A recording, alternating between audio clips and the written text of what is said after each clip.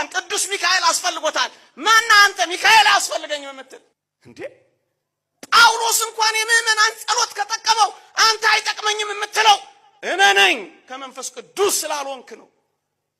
ስሜታዊ ሆኜ አይደለም። የእግዚአብሔር ቃል አለኝ። እንዲህ ይላል የእግዚአብሔር ቃል ለፊልጵስዩስ ቅዱስ ጳውሎስ ጽፍላቸው በጸሎታችሁና በኢየሱስ ክርስቶስ መንፈስ መሰጠት ለመዳኔ እንዲሆንልኝ ያውቃለሁ ይላል። ጸሎታችሁ እንኳን ለመዳኔ ይጠቅመኛል ይላል። ማን አንተ ማይጠቅምህ? የተክለ ሃይማኖት ጸሎት ማይጠቅምህ ማን አንተ? አንተ የተክለ ሃይማኖት ጸሎት ማይጠቅምህ ከሆነ አንተ ክርስቶሳዊ አይደለህ። የምእመናን ጸሎት ይጠቅመኛል እንዴ? አስፈልገኝም ማለት እንኳን እንዴት ያሳፍራል! እንዴት ያሳፍራል! ከዚህ የበለጠ ውርደት አለ? እንኳን እኛ ደካሞች ለቅዱስ ገብርኤል እንኳን ቅዱስ ሚካኤል አስፈልጎታል። እደግመዋለሁ፣ ለቅዱስ ገብርኤል እንኳን ቅዱስ ሚካኤል አስፈልጎታል። የፋርስ አለቃ ሰይጣንን ነው የፋርስ አለቃ የሚለው። ለዳንኤል በሮ ሲሄድ ቅዱስ ገብርኤል ተቋቋመኝ ይላል። ሰራዊቱን ሰብስቦ ቅዱስ ገብርኤል ጋር ትንቅንቅ ጀመረ።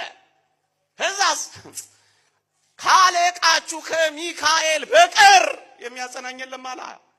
ለቅዱስ ገብርኤል እንኳን ቅዱስ ሚካኤል አስፈልጎታል። ማን አንተ ሚካኤል አስፈልገኝም የምትል? ሚካኤል ያዘለት ገብርኤል በረረ። በኋላ አሳያችኋለሁ። እንደሱ ነው የሚለው ትንቢተ ዳንኤል ምዕራፍ 10ን አንብቡት። መልአክን አስፈልገኝም ማለት እንዴት ያለ ሞት! እዩ። በጣም የሚደንቃችሁን ቃል ልንገራችሁ። ዙሪያዋን እስከኮተኮተላት ፋንድያ እስካፈስላት አይደል የሚለው አይደል ያለው? ዙሪያዋን ሊሰፍር የሚችል ማን ነው ካላችሁ እግዚአብሔርን በሚፈሩ ሰዎች ዙሪያ ደግሞ አለው። ዛሬ ምናልባት መስባክ ላይ ተብሎ ይሆናል። እግዚአብሔርን በሚፈሩ ሰዎች ዙሪያ የእግዚአብሔር መልአክ ምን ይላል? ምን ይላል? በዙሪያችን ይሰፍራል። አየ ዙሪያዋን እስከኮተኮተላት የሚለው ቃል እንኳን ይሄን አይጠቁም ወገኖቼ። የእግዚአብሔር መልአክ በሞቴችን ቃል ስሙ። የእግዚአብሔር መልአክ እግዚአብሔርን በሚፈሩ ሰዎች ዙሪያ ይሰፍራል። ስንት መልአክ? የእግዚአብሔር መልአክ እኮ ነው የሚለው። የእግዚአብሔር መላእክት አይደለም የሚለው።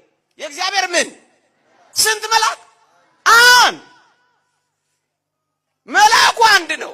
ከዛስ እግዚአብሔርን በሚፈሩ ሰዎች ዙሪያ አንዱ መልአክ ይበቃናል ለኛ።